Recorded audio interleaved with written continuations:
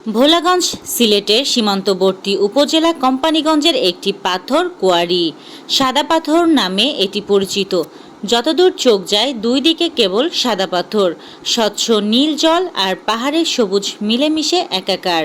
সাদা পাথরের উপর দিয়ে বয়ে চলা ঝর্ণা নয়ন জুড়ায় আর শীতল জলের স্পর্শে প্রাণ জুড়িয়ে যায় নিমিষেই। শহুরে যান্ত্রিকতা থেকে মুক্তি পেতে তাই সারা দেশ থেকে ছুটে আসেন পর্যটকরা। পাথর লুটের পর বিবর্ণ হয়ে পড়েছিল প্রকৃতি কন্যা সাদা পাথর। হতাশায় পড়েন প্রকৃতিপ্রেমী পর্যটকরা। ব্যবসায় ধস নামে পর্যটন সংশ্লিষ্টদের। এমন হতাশার অন্ধকারে আশার আলো জাগিয়েছে পার্শ্বত্রী ভোলাগঞ্জ স্থলবন্দর। শীঘ্রই এই স্থলবন্দর পূর্ণতা পাচ্ছে, হয়ে উঠবে অনেকটা আন্তর্জাতিক মানের। থাকছে হাসপাতাল, মসজিদ, রেস্টুরেন্ট সহ নানা সুবিধা। এর ব্যয়ভার বহন করছে বিশ্বব্যাংক। শীঘ্রই বিশ্বব্যাংকের টিম সরাসরি স্পট পরিদর্শনের কথাও রয়েছে। দ্রুত সাজিয়ে তোলা হচ্ছে পার্শ্ববর্তী সাদা পাথর পর্যটন স্পট। লুট হওয়া পাথর পানি ও মাটির নিচ থেকে উদ্ধার করে আনছে যৌথ বাহিনী। চলছে প্রতিস্থাপনের কাজ। সংশ্লিষ্ট দায়িত্বশীল সহ একাধিক সূত্র এমন তথ্য জানিয়েছেন।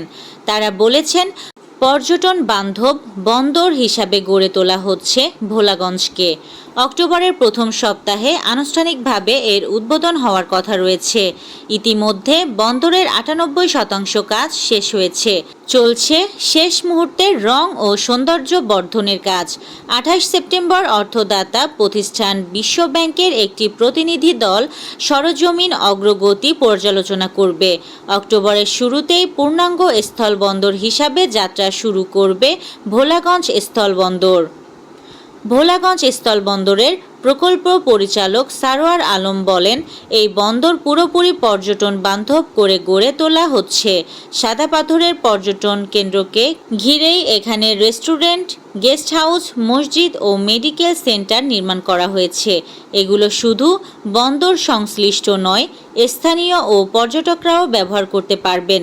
তিনি আরও বলেন, বন্দর চালু হলে শুধু রাজস্ব বাড়বে না, বদলে যাবে পুরো এলাকার চিত্র। ভোলাগঞ্জ নিয়ে বিশেষ প্রতিবেদনে ছিলাম আমি ইয়াসমিন আক্তার, সুরমা টিভি 24।